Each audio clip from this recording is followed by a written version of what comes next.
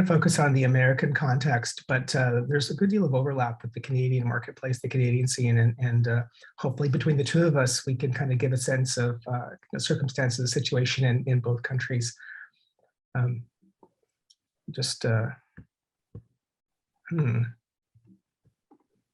So there's a way of approaching this topic that some of you may be more familiar with, and that is that if you were to go back to around 2008 or so, in both print journalism and peer-reviewed scholarship, there was a kind of a focus on what was often described as stem cell tourism, the idea being that people were leaving countries like Canada, United States, Australia, and going to some other kind of destination. And so early work at that time found clinics that were marketing purported stem cell treatments in a variety of countries, including China, India, Mexico, Russia. The list goes a bit beyond that. But there was this kind of early narrative that formed that patients, if they were seeking what was advertised as stem cell treatments, but were really quite problematic because they weren't what we could describe as evidence-based, they were going to settings that there were problems in terms of an absence of applicable laws and regulations, or inadequate enforcement, or perhaps corruption. And the circumstances have changed. If we think about this as a global marketplace, it's really changed over the years, so that we can find clinics much like what were described years ago in other jurisdictions. We can find very similar kinds of businesses and very similar marketing representations today in countries like Australia, Canada, the United States. And so if you kind of think about a map in your head, their cross-border travel continues. So Canadians, for example, some Canadians go for purported stem cell therapies to a place like Panama, but they'll also go to Orlando, Florida, or San Diego, California. And some of the businesses, I'm not going to get into a lot of details about their names in this presentation, but some of them have set up shop in Canada. So you can have patients going from one direction, but you can also have businesses expanding across jurisdictions. So it's a more bi-directional form of travel, and there's also a lot of domestic activity. So someone in Canada, for example, may just go to a clinic in Toronto rather than getting on a plane and going somewhere. So just to kind of give a sense of change that has taken place over time. I think I gave you a piece that was from 2018. I'm going to give you a kind of a before and after. So, I was following the marketplace in the United States from around 2012. And in 2016, with a co-author, Paul Knopfler, we did a piece where we tried to survey the landscape in the United States and get a sense of how many businesses and clinics were marketing purported stem cell interventions. And this was part of a larger body of scholarship that it was beginning to capture that there was more commercial activity of this kind taking place in the United States, in Germany, in Australia. We ended up finding 351 businesses, 570 clinics. And I remember doing the work for this project and kind of reeling in these businesses one by one. And I knew that we were going to find more than a dozen or two. But starting this project, I never imagined that we would find so many businesses operating in this space. And I thought this at the beginning, this was a project that had a quite well-defined, crisp finish line. And as the more kind of got into it, the more it seemed like this ever-receding finish line, an empirical project that could never, almost by definition, be finished. And it's a space that's only expanded since then. So from an empirical perspective, it's actually quite challenging to track and follow. I'm going to try and give you a bit more empirical data, but I think it's important to step back and think about to have a kind of moment of understanding and try and understand, why might a patient go to a business and have a procedure that, those of us in an academic environment might think of as really not being evidence-based and not having all that much behind it. I think there are many reasons, and I've just got a few of them here. One is that we are all vulnerable individuals. We are vulnerable to illness. We're vulnerable to injury. We're finite mortal beings. And so people who have serious health issues, whether it's degenerative disease, chronic disease, life-threatening disease, it's not shocking that people go online and look for something that might help them, especially if they've spoken to a primary care physician or a specialist who maybe has talked about the possibility of symptomatic relief, but not really anything that will be really meaningful in terms of restoring someone's health. So I think we can kind of understand the dynamics from the patient perspective, why this might be a marketplace that has considerable appeal. Beyond that, there's an interesting body of research that points out the way in which a lot of hyperbole surrounds the promotion of stem cells and stem cell products and stem cell regenerative medicine. And it's not just businesses that are selling purported stem cell products. Academic institutions, for example, are sometimes implicated in this activity, where studies will come out and the press release, some of the media interviews will go beyond the findings of a study. And so you end up with a lot of promissory rhetoric. And when you have that taking place, you kind of create an information environment where, it's not shocking that people have a difficult time understanding the current state of stem cell research, the current state of stem cell therapies, and think that there are more evidence-based stem cell and regenerative medicine products available at present than is truly the case. And there's been some empirical work that has found this, sort of year after year, that people have kind of inflated notions of what's available as stem cell therapies today. There's been the rise of a kind of an ethos of patient autonomy, much of which I think is laudable, defensible, but it can also lead to patients sort of going online, making their own decisions. Sometimes this blurs into medical consumerism, almost this idea that people could kind of just go out, find what they want, make their own decisions, and maybe blow by some of the cautionary rhetoric that exists. So from a patient perspective, this is sometimes described as kind of patient activism, but I think it can lead people into risky places. A lot of what I'm going to talk about is tied up with the emergence of online advertising, a digital marketplace where you can be almost in any country and attract patients from almost any location. So I think the internet and internet-based advertising is a part of what I'm going to be discussing. And then I think a key factor in terms of why businesses go to the kind of clinics that I describe is just the widespread use of misrepresentations, that when you look at scholarship, empirical scholarship in this area, it's very common to find when people look carefully at businesses marketing purported stem cell treatments, a key problem that's identified is the way in which misleading claims are made about these purported stem cell products. And I think this is very challenging for patients to deal with. Something I should add to just kind of complicate the narrative a little bit is that, there are some healthcare products that are advertised that we might kind of dismiss as just sort of outright quackery or outright pseudoscience. I think what's so complicated about making distinctions between evidence-based and non-evidence-based stem cell interventions is that, there are evidence-based stem cell transplants. There are FDA approved, just to talk about the US context, FDA approved stem cell therapies. And so, I think this too makes it difficult to make distinctions between investigational products in clinical trials, products that are being marketed without any kind of clinical data behind them, ones that have been approved, ones that aren't approved but have years or decades of research behind them. But I think it is important to understand that while I'm going to be speaking critically about a marketplace, there are some evidence-based stem cell interventions. And so for many of you, if you know someone who's had a stem cell transplant, and if I were to guess, it's perhaps been someone with a cancer of the blood who's ended up going to a bone marrow transplant facility, peripheral blood transplant, a cancer unit, and had a transplant for a blood-related cancer or perhaps immunological condition. Some of the FDA-approved products are cord blood products, and these are sometimes used in children with cancer. But as some of the language that I'm using suggests, a lot of what we have now has more to do with treating patients with cancer than, say, treating individuals with Parkinson's disease, ALS, spinal cord injuries, and so on. But again, I think the existence of these credible interventions can make it difficult to make distinctions between products backed by evidence and those that aren't.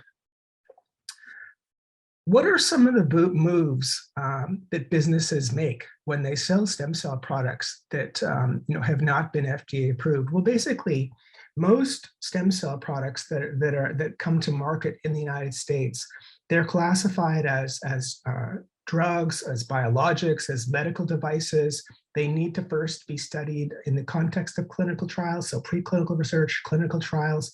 Then sponsors need to go to the FDA, provide their data, and then seek pre-marketing authorization. And so that's it's almost like bringing a drug to market, very similar kind of pathway. But there are some regulatory carve-outs. There's something known as the same surgical procedure exception. There's another one where the products are autologous, homologous, minimally manipulated, and a couple of other criteria. You don't have to have FDA licensure.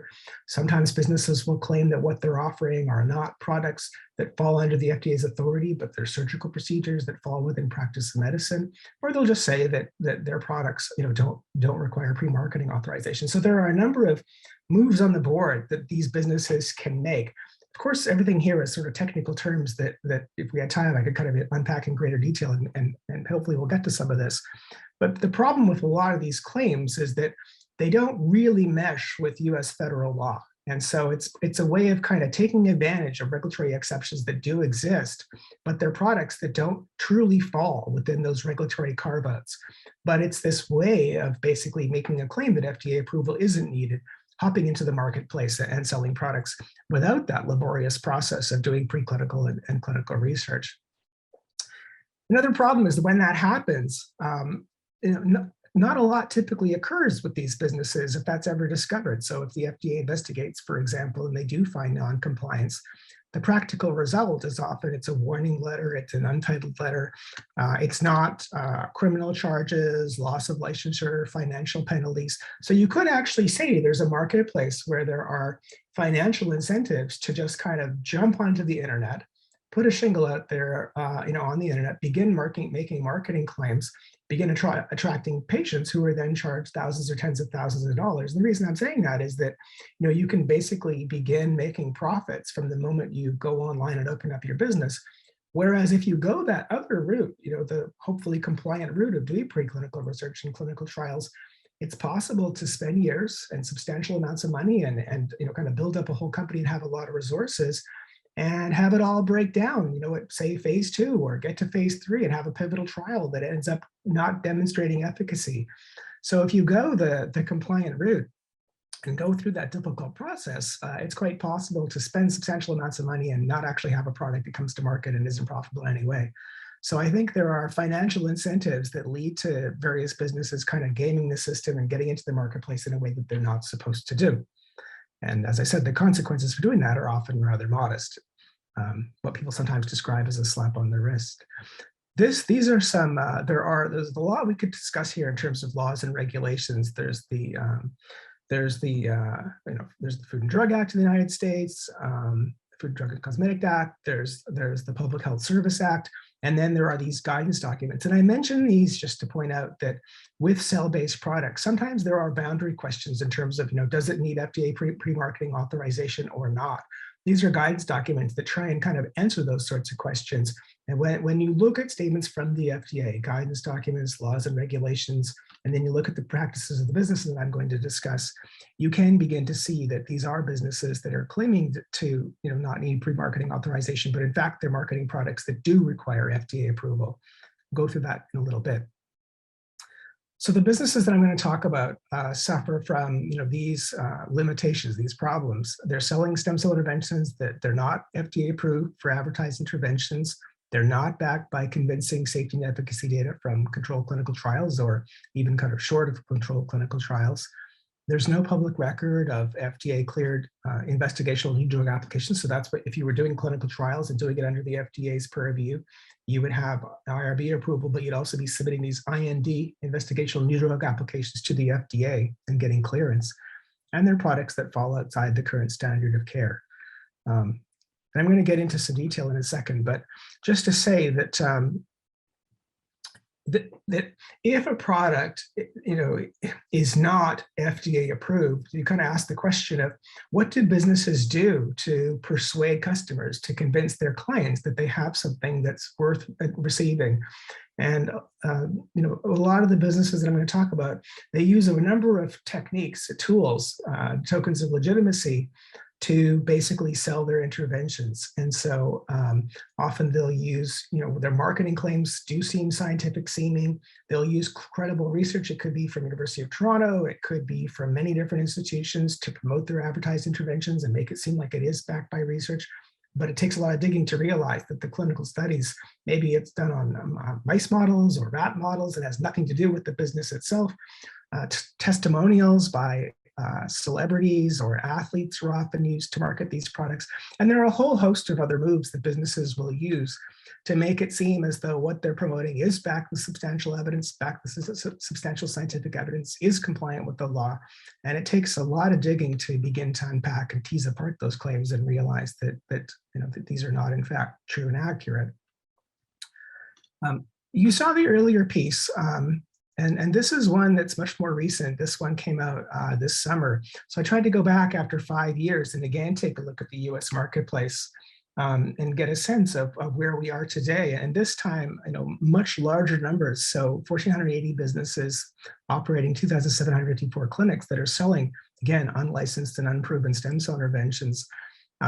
As large as these numbers are, they are an undercount. This was a project that came to an end, not because there were more businesses to find, but there were some important developments taking place. One of them, just a practical one. I was changing institutions, moving from University of Minnesota to UC Irvine. And if this thing was ever going to finish, it probably had to finish before I moved. There was also going to be a change in the FDA's enforcement policy. And so that was an important driver as well. But I can say that there are a number of other businesses that weren't captured in this data set. So I'm going to move through this fairly quickly, but just to kind of give you a sense in terms of like, what does the US direct-to-consumer marketplace for stem cell interventions look like? Where can you find these businesses? I think of it as kind of like there are different tiers. So the primary destinations would include states like California, Florida, and Texas that have over 300 clinics in each of these states. Then you have another tier in red here where they're all kind of past that 100 clinic threshold. And then you have many other states where there's more than 50 of these clinics per state. And so what I'm trying to suggest, the specific numbers are not really all that important, I think. But I think it's sort of the trends are more important, which is you have this great concentration of clinics in some states, California being the leading one where I'm sitting right now. And then you have other states where there's fair degree of commercial activity, and then some others where you can't find an awful lot, but you can find a clinic or two. So a place like Vermont, for example, it has some businesses operating like this, but it's not like it has 300 of them. It's just sort of like a small burbling of activity. But you can really kind of find this sort of commercial activity present throughout the United States. What do they advertise? Well, some of them are will market autologous stem cell interventions. These are taken from fat, for example, of a person, or the bone marrow of a person, or peripheral blood. They're processed and then put back into this person, that individual. There's another category that consists typically of birth tissue-derived stem cell products. And so these are businesses that will make claims about selling placenta-derived stem cell therapies, or amniotic-derived stem cell therapies, or umbilical cord tissue, umbilical cord blood.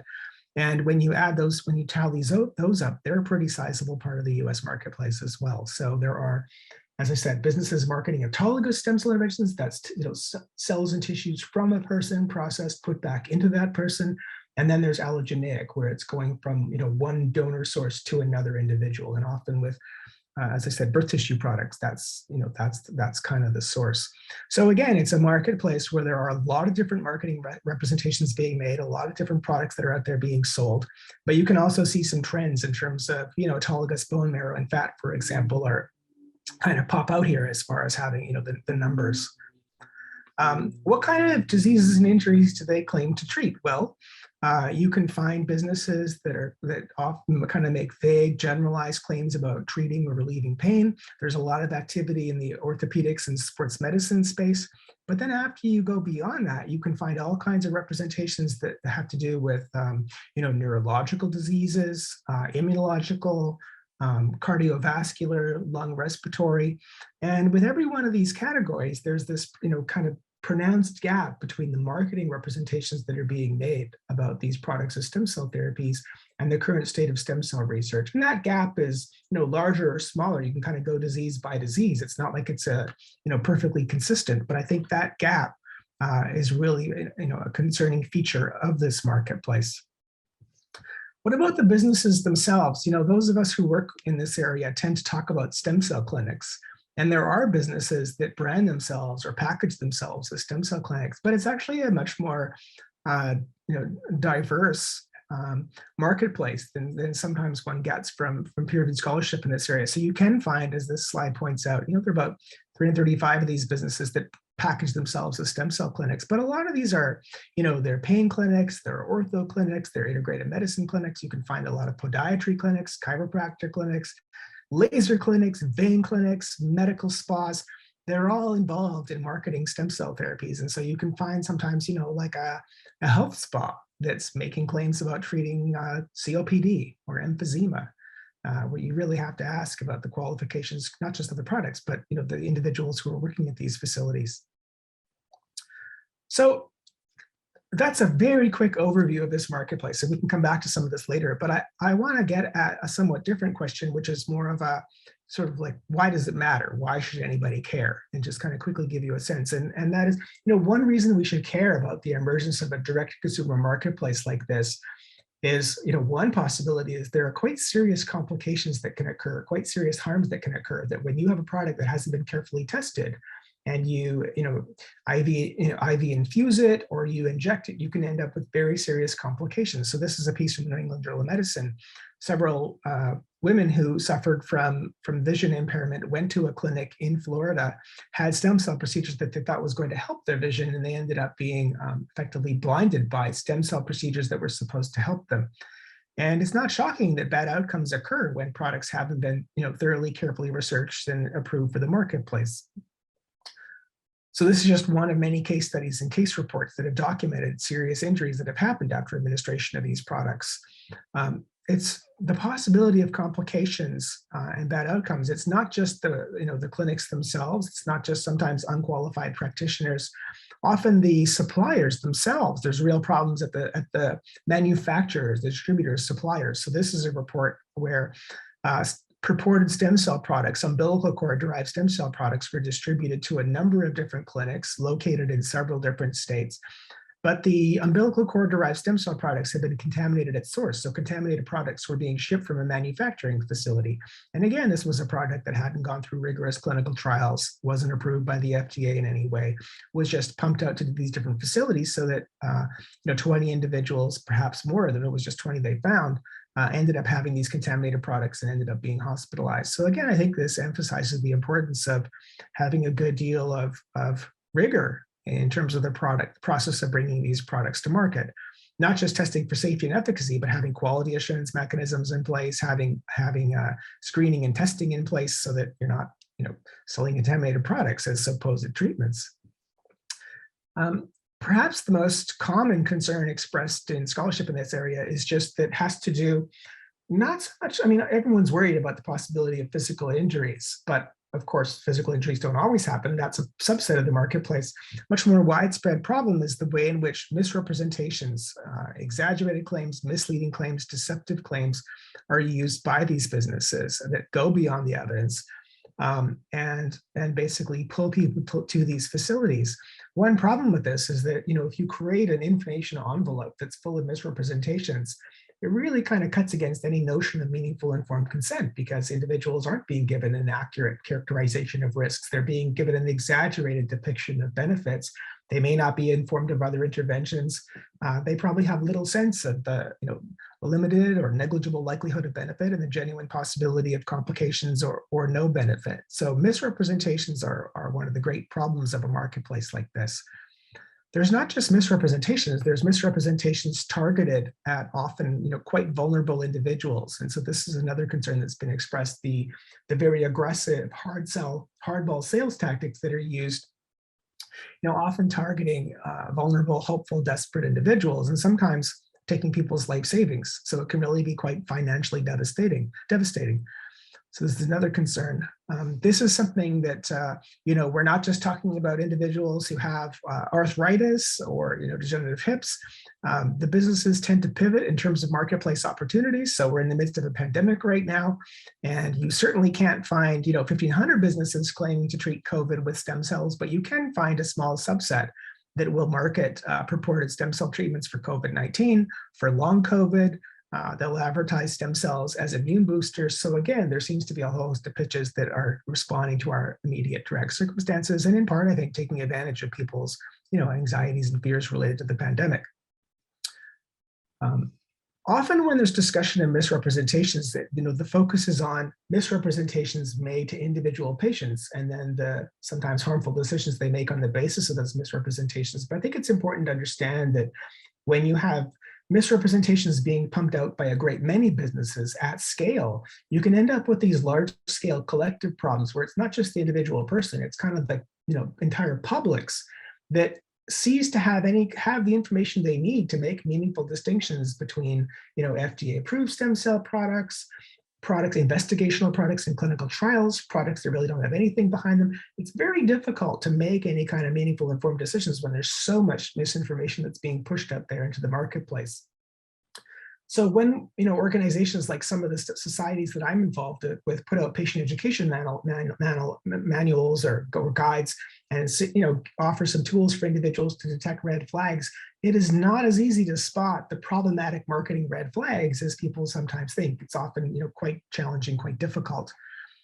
There's also another collective effect here. When you have a marketplace operating at this kind of a scale, it's probably having a significant effect in terms of actually trying to bring stem cell products to market in a very rigorous, careful kind of way, doing in clinical trials, because there are going to be a lot of individuals just going to direct-to-consumer clinics, not participating in clinical trials, or getting unproven, unlicensed products and are therefore ineligible for clinical trials, or think they're getting a stem cell therapy and so they don't want to be subject to a clinical trial where they might be randomized, they might get a placebo, they might get a sham surgical procedure. So there's probably this larger collective loss from actual credible clinical research that's going on that we don't necessarily know that much about, but would seem to be a kind of side effect of having a marketplace like this. So I'm going to end just by talking a little bit about some responses to this marketplace. And some of this may touch on some of the questions that a few of you had. One is there certainly has been some civil lawsuits prompted by activity like this. So sometimes it's individual patients, seeking relief from their individual lawsuits. There are also some class actions taking place. So there's a business in Stemgenics in California that has attracted quite a number of Canadian patients. And they have a class action lawsuit that's just in the process of being settled right now. So they made a number of accusations, allegations against this business, and there's going to be a financial settlement. There are some other lawsuits and another class action that again, it's the individual patients themselves, the clients that are seeking legal redress. There's also been an increase in activity on the part of the FDA. So the FDA, for example, has sought permanent injunctions. They issued an increase in warning letters and untitled letters to various clinics as well as their suppliers. One of them is US Stem Cell. That one on the left, that's the facility that was involved in blinding the woman that I mentioned in that earlier slide. They ended up becoming subject to a permanent injunction order issued by a federal court in Florida. The one on the right is a business here in California. The FDA is seeking a permanent injunction, hasn't got it in court yet, and we'll see how that one is resolved. It's a court case that's likely to be adjudicated. We'll get the judge's decision fairly soon, perhaps this month. The FTC is involved in this marketplace. The business on the left, there was a physician here in California who operated two businesses in the very part of Southern California that I'm sitting in, Orange County, and the FTC went to court, succeeded in stopping deceptive marketing claims by this individual's business. There's an ongoing effort on the part of the FTC working with the Attorney General in Georgia. They're suing a kind of a stem cell franchise in Georgia that they allege is making deceptive claims. So it looks as though this has kind of risen on the agenda of the Federal Trade Commission. State Attorney General's offices seem to be getting involved. This is an instance, Letitia James, the Attorney General in New York, recently obtained a $5.1 million court judgment against a business known as Park Avenue Stem Cell. There are state Attorney General's offices in Iowa and Nebraska, and also let me just think, it's Arkansas, I think, that are all involved in taking action against businesses operating in this marketplace. So state attorney general's offices seem to have kind of come from being on the sidelines, not really engaged, to becoming a more important player in this marketplace. And a lot of it has to do with concerns about misrepresentations businesses are making and contesting those in court. There's been responses by state legislatures and state medical boards. So some state legislatures, California, state of Washington, Vermont, have passed state-based legislation trying to curtail this marketplace to some extent, in part by making sure that if someone is being sold a non-FDA approved stem cell product, that needs to be clearly disclosed to individuals so they're getting products that are not FDA approved. There's also been responses on the part of state medical boards. So the individual to the right is Zanis Grecos. He's a cardiologist who ran a business in Florida who ended up having his medical license revoked by the state medical board. And that's been a response by a number of state medical boards. So there has been some activity, responses by regulatory bodies, by law enforcement agencies.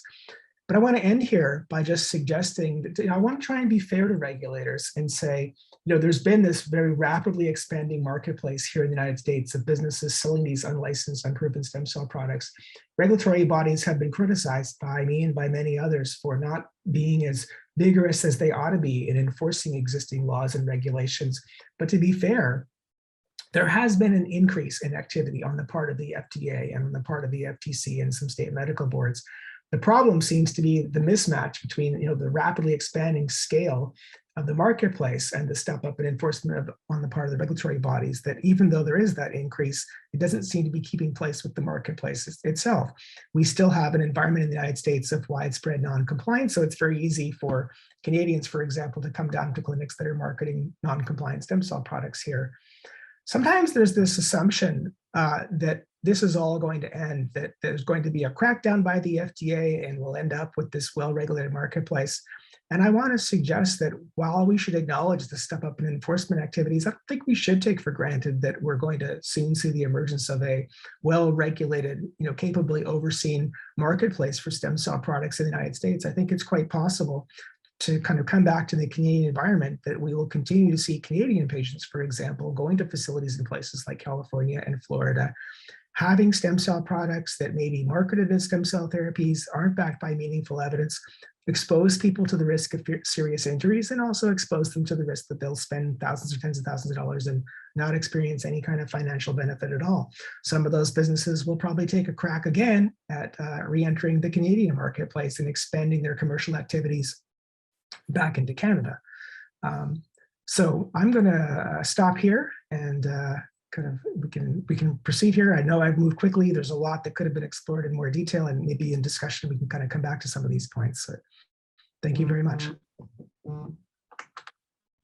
Thank you very much, Leigh. So I will invite Amy now to provide a commentary, and then we'll open it up for questions. Terrific. Thank you so much. That was a wonderful talk, Leigh, as always.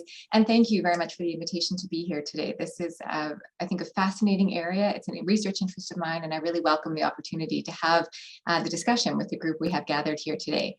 To that end, I will keep my commentary remarks very brief because I know we do have some great questions lined up, and I suspect there will be some robust discussion.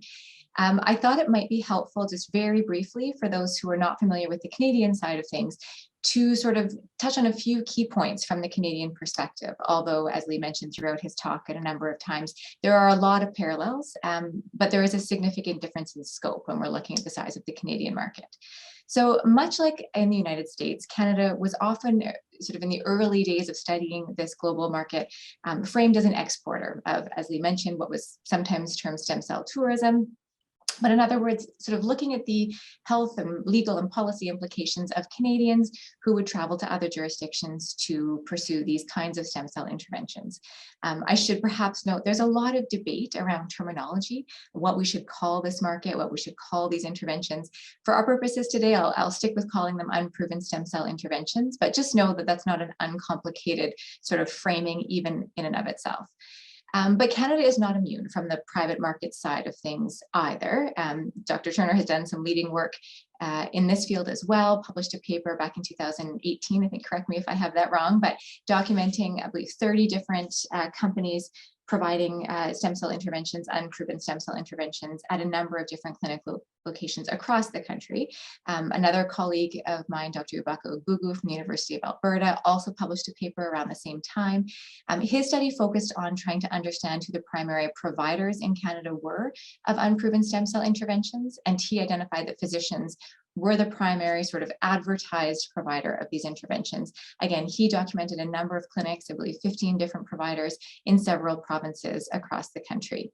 And so, even though, again, the scope is smaller here compared to the numbers that Leigh was presenting in his talk, it is not an issue that has sort of stopped at our borders. And so I think from, again, our purposes of our discussion today, there are some really important things to think about in terms of what that means for regulation, for oversight.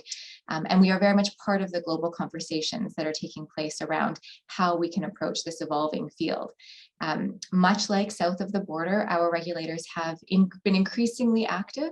So although some had some early critiques in terms of the lag that we saw, suggesting that here in Canada, we had advance notice. We saw these markets developing in other jurisdictions. And so there was perhaps an opportunity to take a really proactive position. That wasn't necessarily something that we saw play out to any large extent. But in 2019, Health Canada did issue a couple of, I think, really important sort of public-facing documents that set, I think, sort of put a line in the sand in terms of their approach to this particular space. So they issued an advisory statement to Canadians, very much focusing on the concerns associated with these unproven stem cell interventions. And they also issued a policy advisory statement, or a policy position paper, that clarified under the Food and Drugs Act, Health Canada views these stem cell interventions as drugs and as subject to Health Canada's regulatory authority under that piece of legislation. So again, our systems are, there are some differences, but from a big picture perspective, we have a very similar oversight system here in Canada as to the United States in terms of Health Canada's oversight of regulation of drugs and medical devices, as well as of cells, tissues, and organs for transplantation. Much, again, like our southern neighbor, there was some early debate as the market developed here around how certain kinds of unproven stem cell interventions should be classified pursuant to our existing regulatory regimes. But these policy position documents and the associated materials really clarified Health Canada's perspective that these are drugs for the purpose of our regulatory systems. And so I think that that is something sort of, really important for our purposes here. They also have sent some cease and desist letters as well to providers in Canada who appear to be contravening those regulations. There isn't a huge amount of public information available around the size and scope, as well as some of the follow-up activities, but there has been some really interesting public debate in response to those cease and desist letters. And again, many of the narratives that Dr. Turner mentioned south of the border have been here as well, in terms of providers either arguing that what they're doing should not be considered drugs, that these stem cell interventions are in fact surgical procedures that should be regulated by, here in Canada, our colleges of physicians and surgeons, which are the professional regulatory bodies that oversee medical practice. Or we've also seen some narratives around the sort of experimental phase, that really what they're doing is investigational or it's experimental. Now, of course, that doesn't actually absolve them from the need to comply with Health Canada regulations under the clinical trial regulations, and it also does not absolve responsibilities when it comes to research ethics oversight. And many of these clinics are using some of these same tokens of legitimacy, we'll use that term again, as clinics we're seeing elsewhere, in terms of using some of that language that can provide some credibility to the activities that are in fact very much a for-profit sort of direct care model outside of approved research protocols and outside of federal regulatory approvals. And so I think here, very much as in the US, we do see this sort of distributed model of governance, if I can call it that, where we have roles for the federal government via Health Canada and the authority under the Food and Drugs Act. We have here as well the Competition Bureau, which has authority under our competition or sort of direct-to-consumer advertising legislation. And we have involvements of our provincial and territorial governments when we come down to things like facilities regulation and oversight of actual medical facilities, both hospitals and non-hospitals. We have professional regulation. So we have, again, the role of the colleges of physicians and surgeons, which act under delegated provincial authority to oversee the practices of regulated members here, physicians in Canada, and a number of other bodies that have different spheres of influence over this area. And so I think there are a number of strengths there, but one of the themes that emerges for me as I listened to Dr. Turner's talk this morning and revisited his paper, and as I continue my own work in this area, is how we can strengthen that system of governance when we have these diverse players who have sort of a web in some ways of oversight and authority, and yet we do continue to see these practices. So again, the scope in Canada is nowhere near what we're seeing in other jurisdictions, including the US, but the market is still here. It is still functioning. There are still clinics. I did a search again just a few days ago and still found clinics advertising these kinds of treatments. And so I think there are some important discussions to be had around, as we move forward, how we can learn from what has been tried so far when we're looking at oversight around the, as Leigh mentioned, these sort of escalating forms of oversight we're seeing in some jurisdictions, what we can learn from successes, but also how we might need to revisit some of our practices as this market continues to evolve. I should perhaps note as well that here in Canada, we do have a context of sort of regulatory reform going on, where Health Canada is looking at new ways of governing what they're calling advanced therapeutic products. They're experimenting with what has been called a regulatory sandbox. So essentially the sort of concept around how we can devise regulatory approaches that are more flexible, that are more tailored, and that perhaps strike a balance between supporting medical innovation, scientific progress, while also mitigating and controlling for risks to individuals and to the field of legitimate science when we see premature applications that are either harmful or unsuccessful or sort of ineffective. And so I think that is one of the themes that emerges for me in this area. Within that, we know another related theme, I think, that is an interesting and perhaps might be of interest to some of you, is that question of professional self-regulation. And especially here in Canada, when we look at physicians and their sort of central role as providers of these unproven stem cell interventions, what does that mean for obligations of the colleges of physicians and surgeons in terms of providing meaningful oversight of their members and of sort of maintaining that privilege of self-regulation?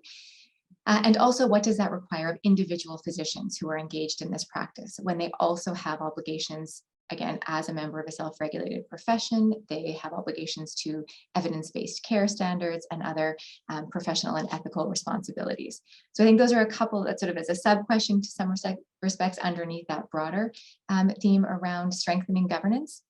And perhaps I'll just highlight one other theme that emerged, and this is the last one, Trudeau, and I'll turn it over for the group discussion and questions. But I think part of all of that, and this really just emerged from your comments today, Leigh, but I think it's sort of taking a step back and thinking about what we mean by evidence and how different understandings and constructions of evidence can have an impact on conversations around these issues, on political will, on public understanding. When we talk about evidence-based practices, I think it's sometimes helpful to keep in mind that that can have a very different meaning for different stakeholders in these realms. So if we're talking to scientists, they might be talking about meta-analyses of placebo-controlled double-blind clinical trials. If we're talking to courts or thinking about in sort of a judicial context, it might just be the opinions of one or two very persuasive qualified medical experts in a field. If we're talking to individual patients or family members or members of the public, it might be the very persuasive story that their family, friend, neighbor has had in terms of their own individual experience. And although we might call those anecdote, we might refer to them in different ways. For some, that is a form of evidence in terms of how they evaluate the information available. And so I don't have an answer in terms of how we reconcile that from a law and policy perspective, but I do think it's an important piece of the context as we sort of frame our thinking around possible governance responses to these challenges. So maybe I'll stop there for now, Trudeau, if that's, and we can have the discussion. I'm happy to expand on any of those thoughts. And there's just, again, so much we can talk about in this area. Okay, so thank you very much for an excellent commentary and excellent presentation, both of you. I think it complemented each other very well. Maybe a small comment about the term in the Canadian context of the sandbox. It seems kind of a really underwhelmed term to talk about the importance of regulatory reform. It kind of refers to child's play, but it's interesting that they use this term sandbox. But anyway, we'll open it up for questions, but as people who attend this seminar normally know, I will start with inviting some of the students who take this seminar series as a course to formulate their questions. So I'll take a couple of questions, invite a couple of questions from students, but if you have questions, please put up your hand or type in the chat box, and I will keep an eye out for what is being typed, but you can otherwise certainly put up your hand, and I'll keep track of who wants to speak. So let me start with the students, and I have Alice Ao, who has a question for Leigh, but I would also always invite Amy to comment. Leigh or Amy can both comment if you feel you can add something to the discussion. So Alice. Sure. Hi, I was wondering if you could speak a little bit more about how we can regulate stem cell therapies that don't necessarily have a benefit or just a neutral benefit for patients. Is it just more of a false advertising claim, or can you bring in more of a tort-based claim of failure to benefit? Thanks. Sure. Yeah, let me just say, I mean, Amy, thank you very much. That was terrific, really informative. And as you pointed out, so many important concepts that need to be kind of unpacked and explored in greater detail, and complexity needs to be added. So I really appreciate that. So your question, it's hard. It's a little bit difficult to know where to begin. I mean, if I'm trying to think back, I had a chance to kind of quickly skim your questions, and I think one of them had to do with this question is sort of what if an intervention is neutral, right, in terms of its effects. So I think the idea in terms of trying to bring products to market is to bring to market products that sorry, I've got my kids now making noise in the background. This is part of the pandemic experience. I think part of the idea is to bring to market products that are have a meaningful positive benefit risk ratio, that they're safe and that they're efficacious, so that we don't want to bring products that are safe but basically useless to market. So if we're talking about it neutral, I mean, I think what we want to do is bring to market products that are actually working. If there are individuals that if they pay for, and let me know if I'm kind of mischaracterizing your question or not answering it, but if the idea is someone is paying for what they think of as a stem cell therapy, and let's say they spend $8,000 or $18,000, and then they don't benefit in any kind of way, as far as going to court and making allegation that there's a harm that's taken place, that process can unfold in different ways. So you can find some examples of civil litigation where basically the allegation is that someone, lost a substantial amount of money on the basis of misrepresentations, and they did not end up experiencing any kind of therapeutic relief. There was no therapeutic benefit. So then that's when you see the civil lawsuits that are basically about, fraud, deception, misrepresentation, that someone, as a result of their illness or injury, has kind of been scammed and taken advantage of. And that's the basis of the critique. And the idea is to get some kind of, get their money back, get payment in some kind to recover those financial losses. Other kinds of lawsuits that are filed. So that would be if there's not, someone's not making an allegation that they were physically injured, but that there was no benefit and they suffered financial losses. And there are lots of things that courts can do at that point. Like they may look at the marketing representations, what kinds of claims were being made, were they misrepresentations? What exactly was the pitch? And to what extent was there a gap between that and current state of evidence? And that's when expert witnesses will come in. And as Amy mentioned, you'll get these conflicting accounts. And so someone may come in and say, well, it's not FDA approved, it's not by substantial evidence of safety and efficacy. And someone else will come in and say, oh, you could find clinics all across the country. This is pretty standard. And you'll have a contest over the body of evidence, backing these representations. When there's physical injuries, then the allegations can be on the basis that an unsafe and unlicensed product entered the stream of commerce and ended up causing harm, where no appropriate measures were taken to establish the safety and efficacy of those products before they entered the stream of commerce. Sometimes when you find civil suits, often it has to do with not just misrepresentations, but misrepresentations that went you couldn't find them. It was not just on Twitter and on YouTube videos and on a company website, it's also in the informed consent forms. And so you'll end up seeing some lawsuits crafted around the failure to obtain, proper, true, informed consent. So I hope I haven't kind of gone off on a tangent and kind of not addressed your question, but I think those are some of the different ways, some of the different moves that patients and their attorneys can take when they go into court and contest whatever kind of representations have been made by these businesses. So is that on point, or have I misconstrued what you were asking? No, that's very helpful. I was just trying to characterize the harm in my law student brain. Yeah. Okay. So what happens, I mean, if you sort of think about it, is, let's say we have a clinic in a particular place and we have a patient in a particular place, and they think they've been harmed in some way, and they'll go to an attorney's office. And often what goes on is that there's sort of this analysis, not just of what the person's complaint is and, what they believe to be, what they believe to be the harm is in some way. There's also often this very practical question in terms of where can you actually make headway in court? And in a lot of states, it's not very easy to go very far with a medical malpractice claim. There are caps on those claims. There are all kinds of challenging obstacles that attorneys face in terms of actually prevailing in court.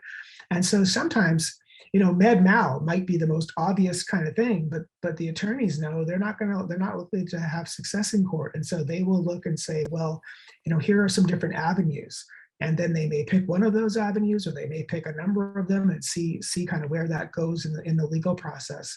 But a lot of this it's sort of trying to be strategic and think about, in a place like Texas, for example, what are your best prospects? So there's that part of this process as well. Amy, were you going to add anything? I think that was a very fulsome response for the individual. I guess maybe I would just add, because I think your question was rooted very much in an individual, sort of in terms of what's the harm to them. But I would also just perhaps maybe add to that when we sort of look at sort of the harms of these interventions, another layer that is sometimes discussed is the concern about the harms to the legitimate field of science more broadly. And so these, of course, you can't really see these play out in an individual lawsuit, but that's one of the sort of arguments behind why we do need to have appropriate oversight structures that limit provision of interventions, even if they aren't causing harm, but that aren't effective, out of concern that they may damage the public support for the field of research more broadly. And there are many scientists and clinicians who would argue that stem cell research does have tremendous potential to provide improved treatment options for a long sort of list of diseases and conditions that we're not there right now, but we do hope to be there someday. And so there is the concern that if we allow sort of premature applications to proliferate,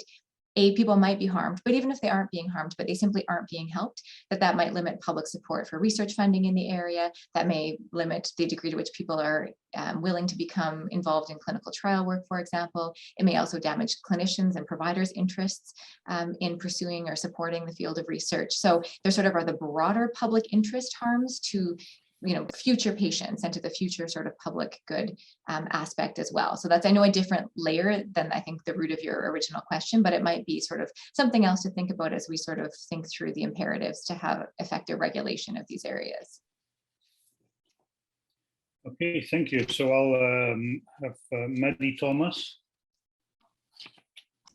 Hi there. So I think my question was answered throughout. I read the article earlier, and I was just kind of asking why you thought that the FDA has failed to increase regulations in this area, or clarify exceptions such as the same surgical procedure. I know that was referenced. I wondered why they hadn't, expanded that definition and made it so that they couldn't use that anymore, they being the stem cell companies.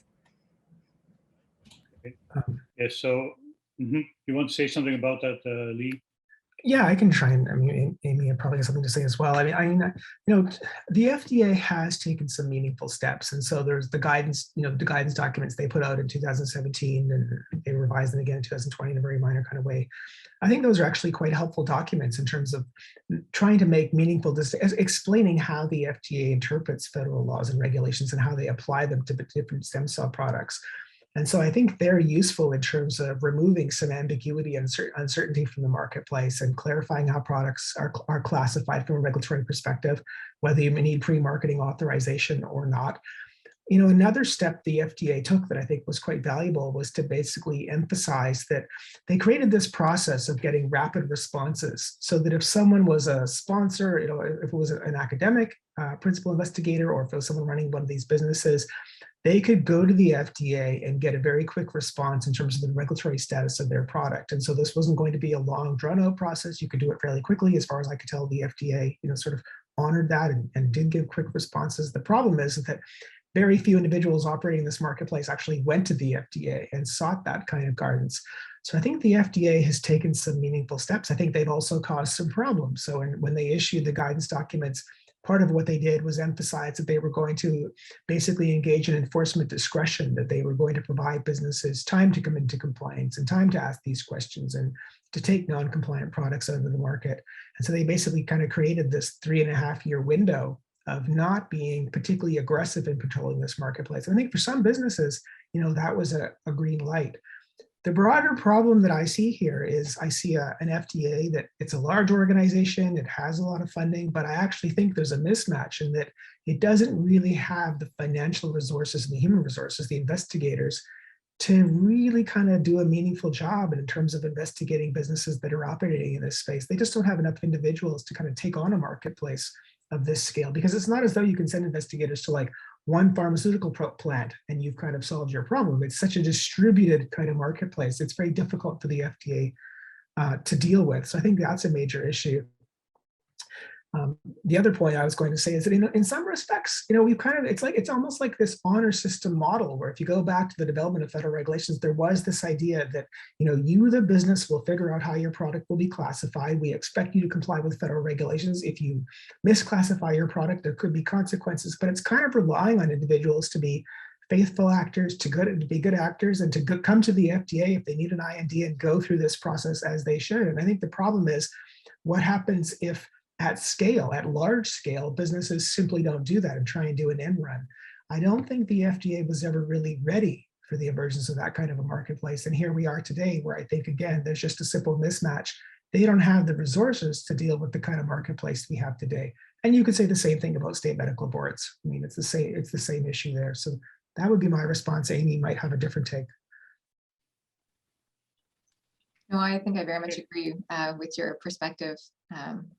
Yeah, I do think it'll bear watching here in Canada to see what sort of the end result is of the regulatory reform processes that are underway, and how, if we have this discussion again in 5 years from now, what those conversations look like between regulators and providers and stem cell researchers and clinicians, and where we sit at that point. We'll sort of have to do a bit of a wait and see. But I do think that, as I mentioned earlier, the similar guidance we've seen come out here, I think, has also been helpful, as Leigh mentioned, in the United States with the FDA. So that is, I think, promising as well. And, perhaps broadly, I think we have the same some of the same enforcement questions, just recognizing that our regulatory bodies are not unlimited when it comes to their resources, financially or human power. Lots of draws on attention. And so just very practically speaking, I think it is also a factor, the extent to which we are seeing or are not seeing huge numbers of harms, or sort of major public pressure, or those kinds of imperatives that also, drive action, just again, from a very practical perspective. This is certainly not the only area where we have interventions marketed directly to the public that don't work and are not necessarily safe and are available on private direct-to-consumer bases. And so it's the topic of today, but it is also part of a bigger picture. And I think Leigh mentioned some of this as well, but rooted in many of those sort of individual autonomy arguments and patient responsibility over health, and those contexts, I think, are relevant too when we're looking at enforcement and some of those just sort of resource decisions around where those energies and financial resources are directed. So maybe if I can follow up on that particular point, particularly for Amy, would you say it's there is a problem also in the Canadian context? We know that, for example, in Canada, there is less oversight over the research context, or at least less direct intervention and less control on what's happening in the context of research by Health Canada, I think, than in the United States. I mean, I may be wrong, and I'm happy to be corrected. And is that a particular concern in the Canadian context, that a lot of these clinics are operating on some kind of pseudo research basis, or integrate some form of therapy in the context of research? Is that a concern in Canada? I think it's a really interesting question with a lot of different nuances. So pursuant to the Health Canada's directives, I mean, the companies cannot avoid Health Canada oversight by saying that they're engaged in research, because that is part of Health Canada's sort of regulatory framework, and the regulations under the Food and Drugs Act include clinical trials. And so these products need to go through those processes in order to comply. But certainly we do see the research rhetoric, or the experimental or investigational rhetoric, used on clinic websites and other marketing materials. And so it's one of those, there is a disconnect between the actual sort of legal requirements and what we're seeing being marketed or advertised in different contexts. And I think in that advertising sort of representation space, we do see that reliance on sort of that, again, it's research, we see investigation or investigational, we see experimental language, sort of the language that is sometimes used as a way, it seems to sort of try to distinguish what's being provided there from what would be provided under a Health Canada approved regime. So that's a false distinction, but it is something that we certainly see, and I think an area for some confusion, certainly for many patients. When you look at the text on some of the websites operating in Canada, there's some really sort of interesting language that's used in response to things like FAQs around, is this Health Canada approved? And it will say, no, this is not a Health Canada approved intervention. What we're doing is investigational, it's early stage.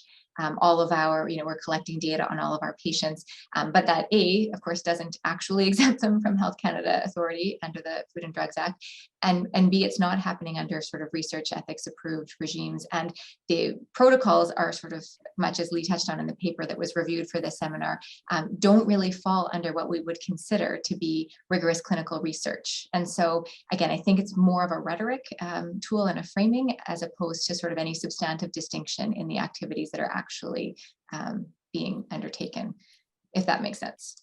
Mm-hmm. Okay, thanks. Yeah. Next question by Kim Goebbels. Hi, my question's actually different than the ones that I've kind of formally submitted. I was just wondering, you've talked a lot about like things that the FDA can do in the US to maybe clear up some of the ambiguities in the law and help provide further guidance.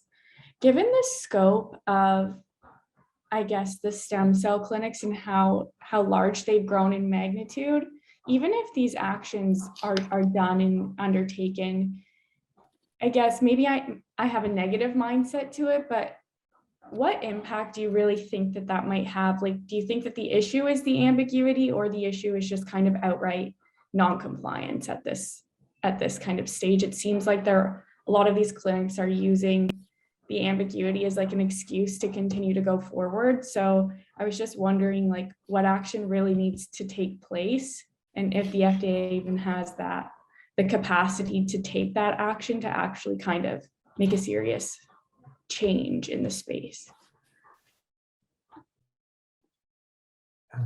Sure, I can try and respond to that one. I mean, there are some products where we can say that there maybe is a measure of ambiguity, a measure of uncertainty. I mean, I think that, let me give you an example. I mean, there are an awful lot of businesses in the United States that will use bone marrow aspirate from someone.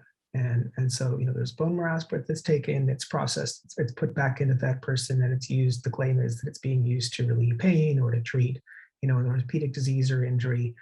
I do think that's an area where the FDA could have done a better job. In the guidance documents, they have something known as the tissue reference group that would put up that group's assessments of various products and how the FDA characterized it. That used to be on the FDA's website. I mean, I think the FDA could have done a better job explaining how the FDA classifies bone marrow aspirate. Like these phrases, minimal manipulation, homologous use, they could have done a better job explaining, what exactly is more than minimal manipulation for bone marrow aspirate? What is homologous use or non-homologous use of bone marrow aspirate? And so, like I, for example, would say if you're taking bone marrow aspirate from somebody and you're injecting into someone's eyeball, that would constitute a non-homologous use. That's not what we normally, that's not why bone marrow aspirate's in the body. It's not what we, bone marrow is typically used for. So I think that's an example of where often I've seen some of the questions people would ask to the FDA and the responses that they would get. People would ask questions like that, and they would kind of get these like boilerplate responses copied and pasted from the guidance documents, as opposed to kind of like a clear, frank response.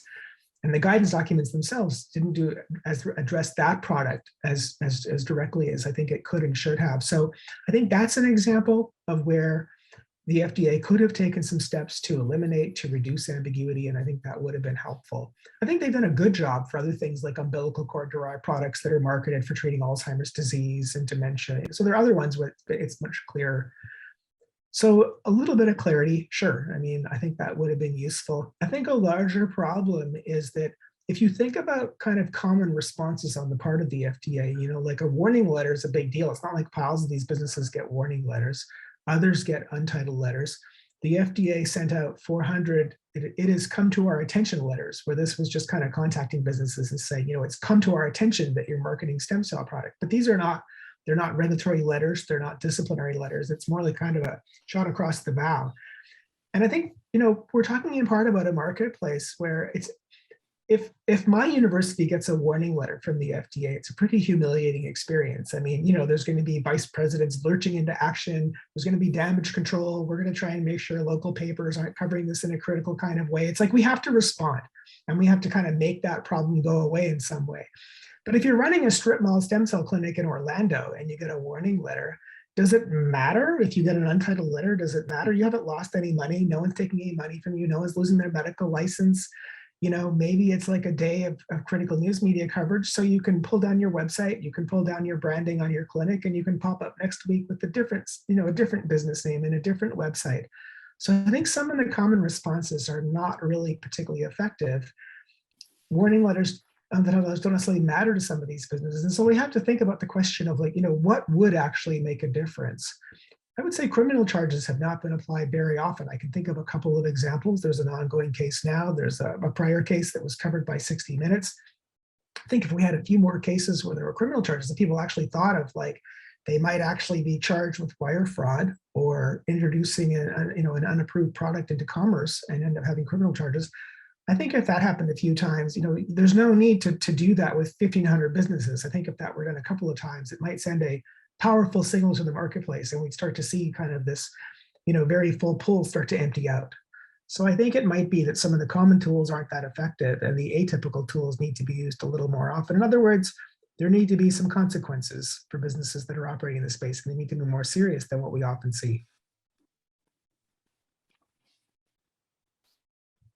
Okay. Amy, you want to add something now? Okay. So let me, I think Mary Fiedler's question seems to follow well on this, on who should play a role here. Mary? Absolutely. So I was thinking about how individuals often turn to unproven and potentially harmful treatments when, their needs and their suffering aren't adequately engaged with by what we might call like our conventional healthcare system. So, their GPs.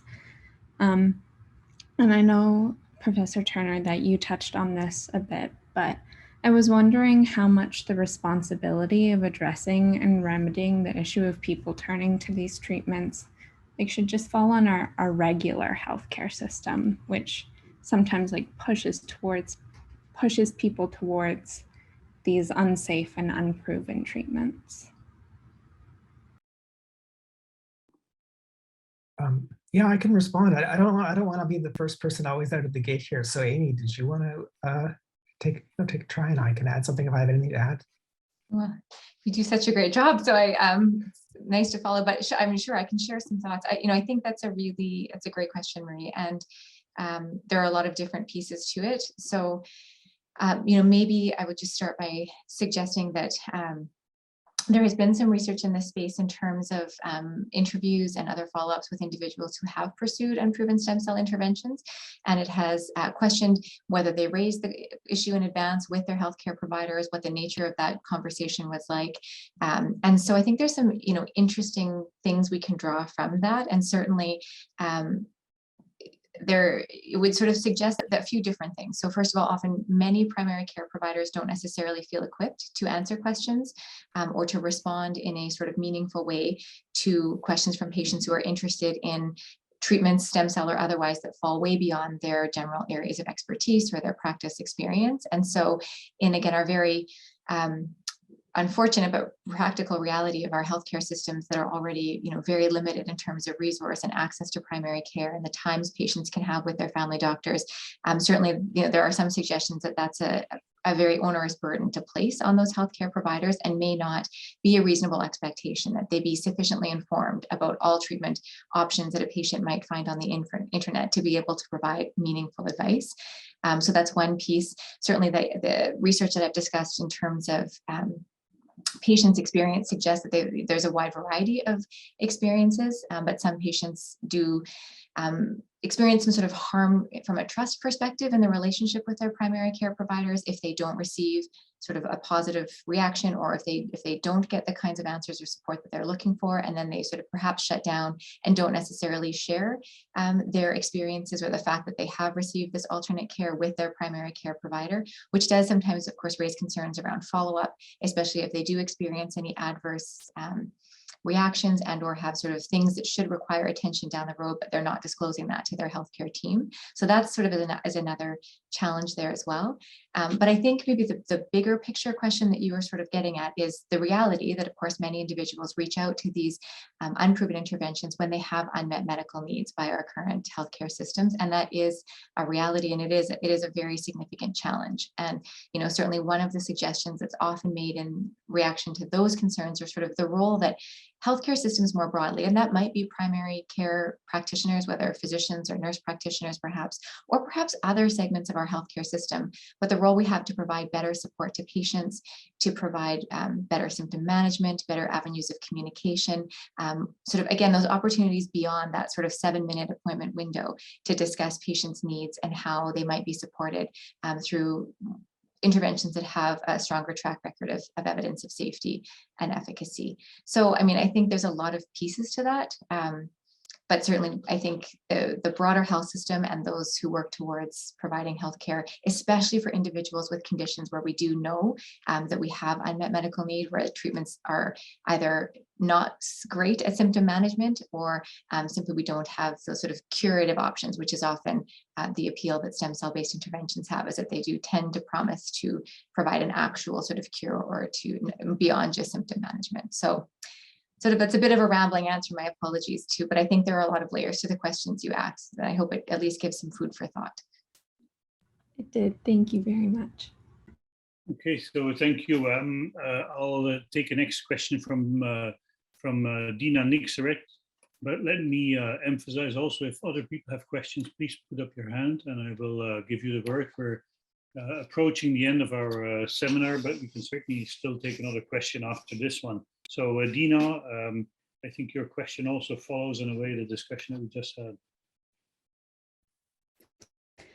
Hi, thank you.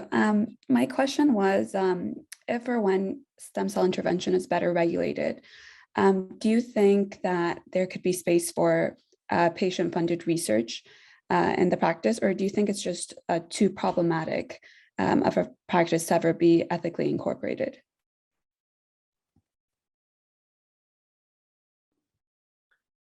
I can say that. I think this is one where we're probably, well, maybe everyone in this conversation has something to say. I mean, I'm sure you do. I think that's a really tough one. So, you know, my quick response is I'm really quite skeptical of clinical trials in which, you know, individuals are being charged to participate in them.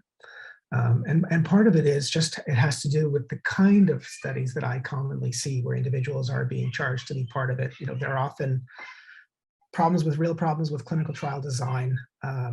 It's not really legitimate trials. It's more just sort of like these baskets that look as though it's just kind of like a tool to charge individuals. I'll give you an example. There's a safety study that was listed on clinicaltrials.gov by one of the businesses that's now in federal court as the FDA seeks a permanent injunction. And this was one, it was going to run a safety study with 3,000 individuals. They were all going to be charged. And they had like this litany of different kinds of medical conditions for, you know, ALS, erectile dysfunction, osteoarthritis, COPD. Now, I think that's not how clinical trials are designed, right? Like, you don't have 30 disease categories. You don't have a safety study that's got 3,000 individuals. So, you know, one of my major concerns, it has to do with what often appear to be quite serious problems with how these studies are designed. They often tend to be open label. There's no blinding. There's no randomization. There are many other problems in terms of absence of meaningful kinds of control. So a lot of this gets into the problems with the actual studies themselves. But, you know, take your question and say, well, what if most of those issues were addressed? I mean, what if it was a credibly designed study? What if the representations were honest and accurate and people, you know, it wasn't being described as stem cell therapy, it was described as an investigational product? You know, my response is I'm generally skeptical. I think that, you know, they take on the risks of being a research subject. We shouldn't charge them as well for a product that hasn't been approved. But, you know, a counter argument here in the United States is that, you know, there are federal regulations that there's a kind of a narrow set of circumstances where individuals can be charged. Those are spelled out, they're detailed, there is oversight. So here in the United States, for example, you know, a business itself can't just do this. They have to go to the FDA, they have to kind of lay out the economic case, but a small biotech company, a small pharma company could say, if we don't charge study participants, there's no way we can actually conduct this clinical trial. Here's the data that we have to back that claim. They go to the FDA can take that and can allow charging, to occur. I think even that, I mean, the problem is that kind of opens up the door to a lot of other commercial activity. But just to sort of say, I do appreciate that there are some arguments for a very circumscribed way of charging research subjects. I don't think that matches well with most of the, kind of clinical studies I've seen, but that's an attempt to kind of create this narrow demarcated space where we might say there are some arguments to charge individuals. That doesn't really seem like an adequate response, but I think it does reflect my skepticism, but also a tiny bit of ambivalence that, if you sort of start picking things away, I think some of the justifications get a little bit better and get a little bit more credible if you do this in a very narrow, well-defined, circumscribed way. But in general, I think we should say the burden should be on those who are seeking to charge individuals. A lot of this ties to earlier things we've been discussing, like the way in which, for-profit IRBs, for example, are kind of rubber stamping clinical studies like this and don't seem to be doing a very good job of providing oversight and aren't asking questions like, why is someone being charged $10,000 to participate in a study? And why are there 3,000 individuals in a safety study? And why are there 30 different disease categories being studied in it? And so it looks to me like kind of junk science being done by some of these businesses. It's just a tool to market products. And entities that are supposed to be providing some kind of meaningful oversight, really instead offering a kind of an ethical fig leaf, allowing what's being pitched to take place without asking any of the questions that we would expect institutional review boards or research ethics boards to ask of these entities. Mm-hmm. I was actually going to ask you before about the role of a private for-profit research ethics committee. So that's interesting. And I see that there are two questions that relate actually to a similar question I had, and I will read them because we're running out of time, but it relates to an issue I was also struggling with. So Joe Lexion asked, beyond the presence of the internet, is the promotion of stem cell therapy any different from a previous promotion of unproven therapies? And then Kevin Rubb asks, thank you both for great talks.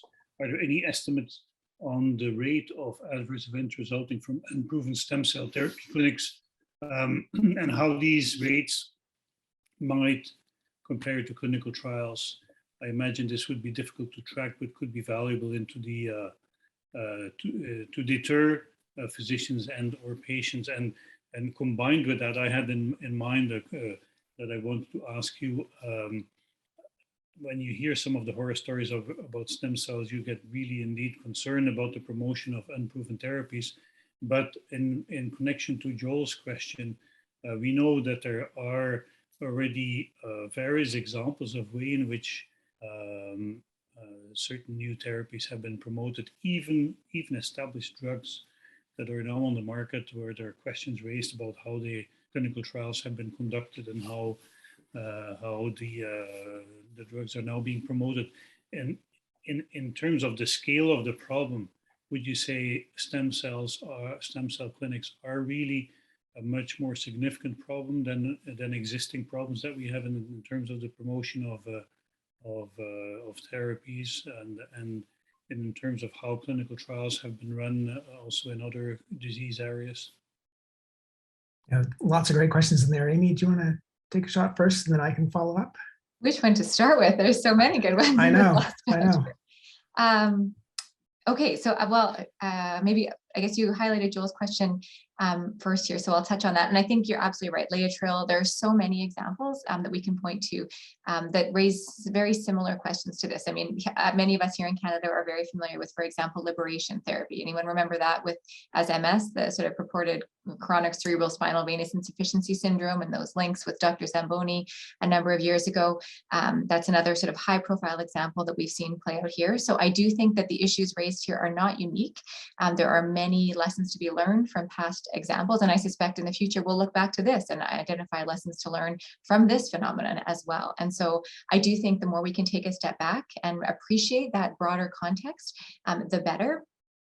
One of the interesting things I think about stem cells in this space is the extent to which it both sometimes anyway, the sort of rhetoric and framing around patients and providers who would seek expanded access is sort of this both using the play of science, or sort of the framework of science and scientific language around sort of supporting why these treatments are identified as being potentially valuable or useful, and yet trying to also separate from established scientific oversight regimes. So it sort of is an interesting blend of some of the things we have seen play out in other spaces, including complementary and alternative medicine as an example, right, is another area where we have huge markets available for many interventions that have not been sort of proven through the more traditional routes as being safe and efficacious.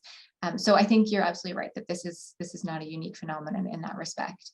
I don't know, maybe I'll stop with that one and pass the baton to you, Leigh, and then I have lots of thoughts of Trudeau's questions and others too, but I don't want to take our last time.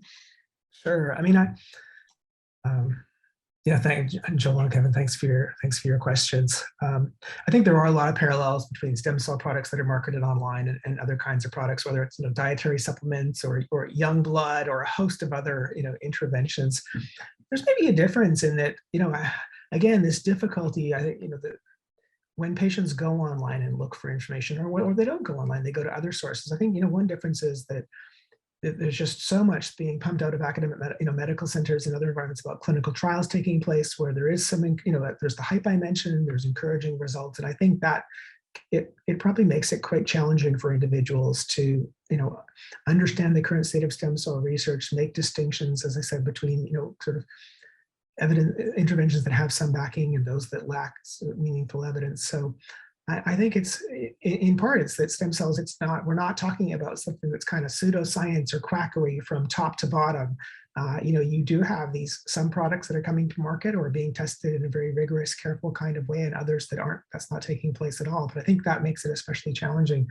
Kevin's question about, the rate of adverse events, I think the honest answer is that, we don't have that kind of meaningful data. What we have is something that's much more limited, much more fragmented, where we have really kind of case reports and case series. And that's because the businesses themselves typically, they're not filing adverse event reports and sending them off to IRBs. They're not submitting them to the FDA. They're not publishing them in peer-reviewed journals so that we all learn about it, kind of a forthright, honest account of what's going on. Instead, what happens is, something disastrous occurs with a patient or with a string of patients. They go to one clinic or to many different clinics.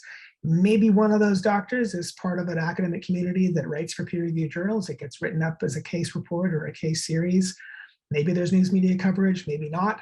And that's kind of how we learn that something has gone wrong and someone has been harmed at a particular place. But I think what that leaves us with is a very fragmentary, partial, limited record of the adverse events that are occurring in this marketplace. And of course, we don't know the underlying number of how many individuals, whether it's across the United States or across Canada. We don't know the exact number of individuals who are going to these facilities. So we don't know the total number. We don't know how many adverse events are taking place. What we do have is, the FDA and Pew's done a report on this, is we have a fair bit of evidence suggesting that there's substantial, underreporting, inadequate disclosure of adverse events, but we don't really have meaningful data that can inform policy making in any way.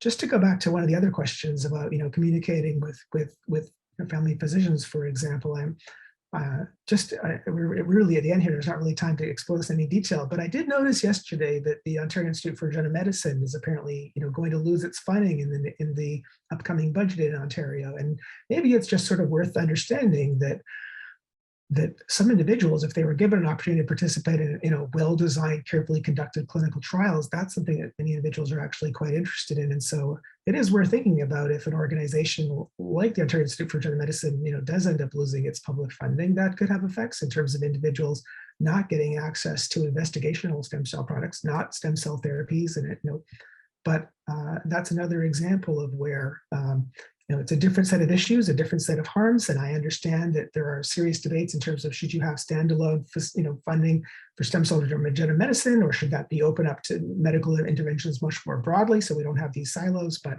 if you do create these institutes and then you run them for a couple of years and pull funding, I think that can mean that we're sort of taking away a mechanism for individuals to gain access to investigational products in a rigorous kind of environment. So again, a kind of a broader conversation, I guess, in terms of the collective effects of providing support for these kinds of trials or not. that's very random, and I wish I'd done a better job of it. But it was something I noticed the Ontario context, and I was surprised to see that news, and I think it's relevant to this discussion. Okay, so we're 1 minute over time. Vanessa Skanga also had a very excellent question, which connects a little bit to the last issues that were raised. We won't be able to ask you to respond to it, but it's a question about the role of science and how we deal with limited evidence in certain areas, and how do we have meaningful conversations on what evidence is enough to change regulatory practice or clinical practice. So we'll have to leave that for a discussion afterwards, Vanessa, because we're already running out of time. I would like to ask you to join me in thanking our presenters for a very interesting conversation we had, and the audience also for the interesting questions that were being asked, and hopefully see you in, I think, 2 weeks for the next seminar, which will be announced shortly. Thanks, everyone.